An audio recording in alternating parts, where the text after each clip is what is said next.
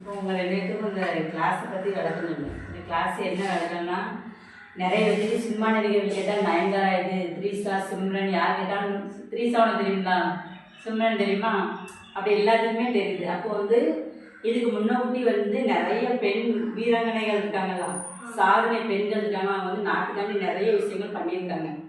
அவங்கள பற்றி யாருக்குமே தெரியல. சினிமா பாட்டு, சினிமா நடிகைகள் இதுதான் தெரியுது. அதை மாற்றி அமைக்கிறதுக்காண்டி பெண் தலைவர்கள் இருக்காங்கல்ல, சாதனை பெண்கள் கதையை பூரா வந்து ஒவ்வொரு வியாழக்கிழமையும் நான் சொல்லிக் கொடுத்தேன். அதை மாற்றி இவங்கெல்லாம் என்ன பண்ணியிருக்காங்க அப்படின்னு நீங்கள் கேட்க கேட்க உங்களுக்குள்ள தன்னம்பிக்கை வரும். இவங்க பூராமே நல்ல நாட்டுக்காண்டி தியாகம் பண்ணவங்க, சாதனை பண்ணவங்க. நீங்கள் வந்து இவங்க கதையை ஒரு 20 நிமிஷம் கேட்டாலே உங்களுக்குள்ளே ஒன்று தோணும், நம்மளும் ஏதாவது இந்த நாட்டுக்காண்டி பண்ணணும், ஏதாவது ஒரு சாதனை பண்ணணும் அப்படிங்கிற மாதிரி தோணும். அதுக்காண்டி தான் இந்த அக்னி சிறகை அமைப்பு வந்து நான் ஆரம்பிச்சிருக்கேன். அப்போ வந்து நடிகைகளை மறந்து நம்ம வந்து சாதனை பெண்களோட வரலாறு, அவங்க தியாகங்களை நீங்கள் புரிஞ்சுக்கணும். அதுக்காண்டி தான் இந்த கிளாஸ். ஓகேவா? இப்போ ஸ்டார்ட் பண்ணணுமா கிளாஸை?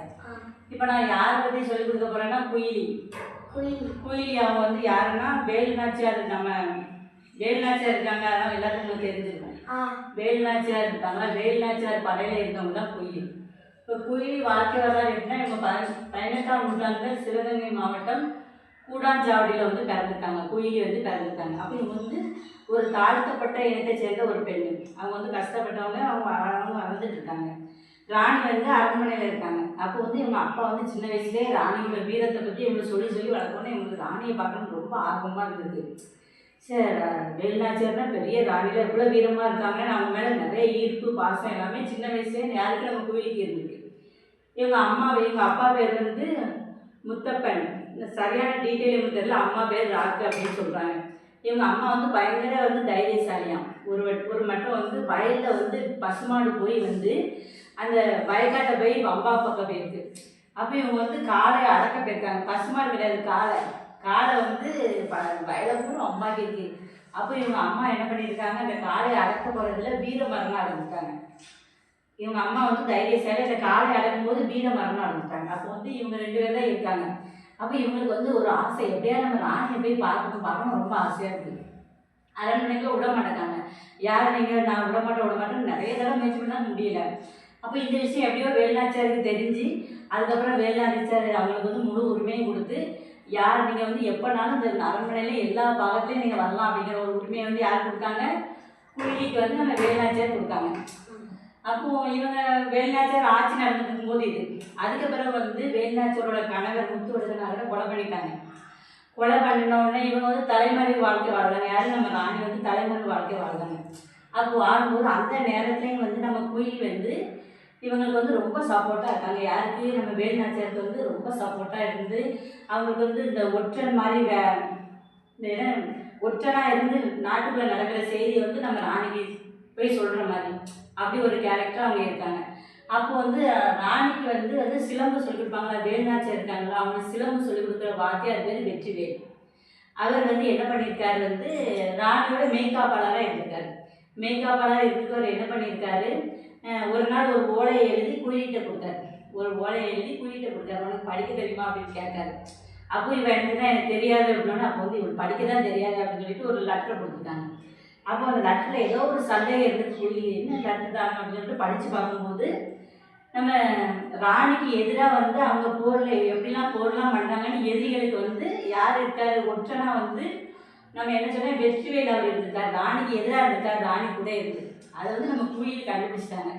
கண்டுபிடிச்சி என்ன பண்ணியிருக்காங்க, நேராக வெற்றிவேல் இருக்கிற இடத்துக்கு போயிட்டாங்க. வேலை எடுத்து சட்டுன்னு அவங்க ஒரு குத்தி அப்படி கொண்டுட்டு அந்த வேலோட ராணி முன்னாடி அந்த லெட்டரோட போய் நின்றுருக்காங்க. அப்போ ராணி என்ன விஷயம் என்ன யாருன்னு கேட்கும்போது, உங்களுக்கு எதிராக அவங்க சதித்திட்டம் போட்டிருக்காங்க, உங்களை கொள்ளுதற்கு எதிர்த்தாளிக்கிட்டே சேர்ந்துருக்காங்க அப்படின்னு ராணிக்கு ரொம்ப சந்தோஷமாயிட்டான்.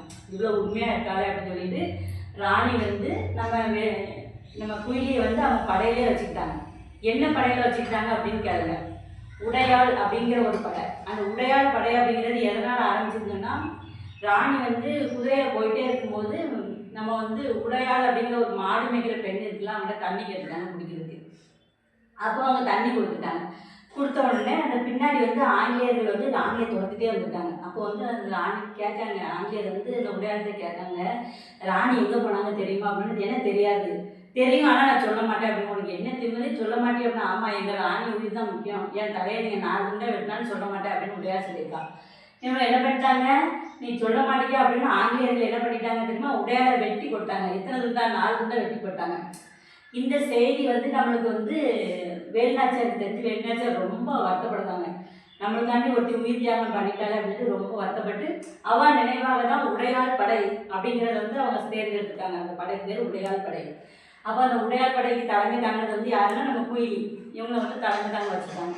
அப்போ இவங்க வந்து படை பண்ணிட்டு ஒரு பக்கம் மருது பாண்டியர்கள், ஒரு பக்கம் வந்து நவாப் ஆட்கள் எல்லாருமா சேர்ந்து எல்லா பக்கமும் வாழை சண்டை, அப்படி ஒவ்வொரு பக்கமும் சண்டை நடக்குது.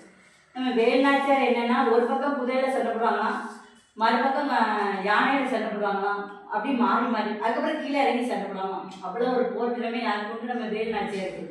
அப்போ இவங்க வந்து சண்டை போட்டுட்டே வந்துட்டே இருக்காங்க. சண்டை போட்டு வந்துட்டே இருக்கும்போது எல்லா இடத்தையும் கைப்பற்றிட்டாங்க. காளையார் கோவில் எல்லா பக்கம் கைப்பற்றி இருக்கும்போது சிவகங்கையை மட்டும் என்ன பண்ணியிருக்காங்க, அந்த ஆங்கிலேயர் சிவகங்கை காளையார் கோவிலேருந்து சிவகங்கை வரைக்கும் ஒவ்வொரு ஆளும் வந்து அடியாதையாக வச்சுக்கிட்டே இருக்கான், யாருமே உள்ளே நுழையாதபடி.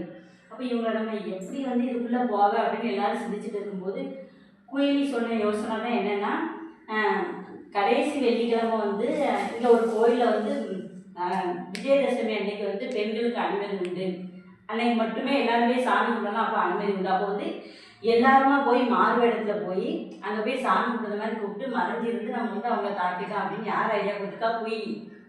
அப்போ எல்லாரும் என்ன பண்ணுறாங்க, பூமாலைக்குள்ள வந்து வளரின்னு ஒரு ஆயுதம் உண்டு, அதெல்லாம் மறைச்சி வச்சுட்டு எல்லாரும் போயிருக்காங்க. போயிருக்கும்போது வந்து சாமி கும்பிட்டு கிளம்புற நேரத்தில் வந்து அதுக்கப்புறம் மறைச்சி வச்சுருக்க வளரி எடுத்து தாக்கணும் அப்படிங்கும்போது குயிலிக்கு ஒரு யோசனை வருது. அப்போ வந்து நம்ம இப்படி வளரி, அவங்க வந்து பெரிய பெரிய ஆயுதமாக வச்சுருக்காங்க, நம்ம வந்து இந்த வளரி இதெல்லாம் வச்சு இவங்களெல்லாம் அழிக்க முடியாது. அப்போ வந்து இவங்க ஆயுத கிழங்கு அழிச்சாதான் நம்ம வந்து இதில் ஜெயிக்க முடியும், இது வந்து கடைசி போர், இறுதி கட்டமாக இதில் தோற்றா ஒன்றும் செய்ய முடியாது அப்படின்னு அவங்க சிந்திச்சு என்ன பண்ணுறாங்க, அந்த விளக்கு இருக்கலாம், அந்த நெய் விளக்கு வந்து அப்படியே எண்ணெயை ஃபுல்லாக நான் மேலே ஊற்றிக்கிட்டு அப்படியே அந்த ஆயுத கிழங்கு பக்கத்தில் அப்படியே ஓடிப்போய் அந்த தீப்பந்தம் கோயிலில் இருக்கிற அந்த தீப்பந்தத்தில் தன்னையே கொளுத்திக்கிட்டாங்க. தன்னையே கொளுத்திக்கிட்டு வெற்றிவேல் வீரவேல் அப்படின்னு சத்தம் போட்டிருக்காங்க. சத்தம் போட்டுட்டு அந்த ஆயுதங்களை போய் டக்குன்னு குதிச்சிட்டாங்க. அப்படி குதிச்சு அந்த மொத்த ஆயுதங்கள் எல்லாத்தையும் அழிச்சு அவங்க உடல் கறிக்கு அந்த இடத்துலேயே செத்துட்டாங்க. அப்போ நாட்டுக்காண்டி யாரும் நம்ம குயிலி வந்து உயிர் தியாகம் பண்ணியிருக்காங்க. அப்போ வந்து வேலுநாச்சியார் வெற்றிக்கு முக்கிய காரணம் குயிலி. போர்லாம் முடிஞ்ச உடனே வேலுநாச்சியார் குயிலியை தேடும்போது பார்த்தா குயிலி இறந்துட்டாங்கன்னா அவங்களுக்கு அந்த இது தாங்கவே முடியல. வேலுநாச்சியார் ஜெயிச்ச உடனே தன்னோட கனவை சமாதிக்கு கூட போகல, நேராக வந்து உடையாளுக்கு அஞ்சலி செலுத்திட்டு அதுக்கப்புறம் நம்ம குயிலி அவங்களுக்கும் அஞ்சலி செலுத்திட்டு தான் அவங்க வந்து வேலையை ஆரம்பிச்சிருக்காங்க. இவங்களுக்கு வந்து ஒரு கோயிலே கட்டிட்டாங்க. பார்த்தீங்களா, முத்துப்பட்டி கிராமத்தில் வந்து நம்ம வந்து உடையாளுக்கு வந்து ஒரு குயிலிக்கு வந்து ஒரு கோயில் கட்டுது பாருங்க, தீப்பாய்ந்த அம்மன் அப்படின்னு குயிலிக்கு வந்து ஒரு கோயில் வச்சு ஒரு அம்மனாலே அங்கே வழிபடுறாங்க. அப்போ நம்ம இதில் என்ன புரிஞ்சுக்கணும் அப்படின்னா, நிறைய பேர் எப்படிலாம் வாழ்ந்துருக்காங்க, நாட்டுக்காக உயிர் தியாகம் பண்ணியிருக்காங்க. நம்மளுக்கு இப்போ சுதந்திரம் கிடைச்சிட்டு, அப்போ நம்ம நினச்சா நிறைய விஷயங்கள் சாதிக்கலாம். நம்ம இந்த சாதனை பெண்கள் கதையை கேட்கும்போது நம்மளுக்கு என்ன வரணும், தைரியம் வரணும். ஓகேவா?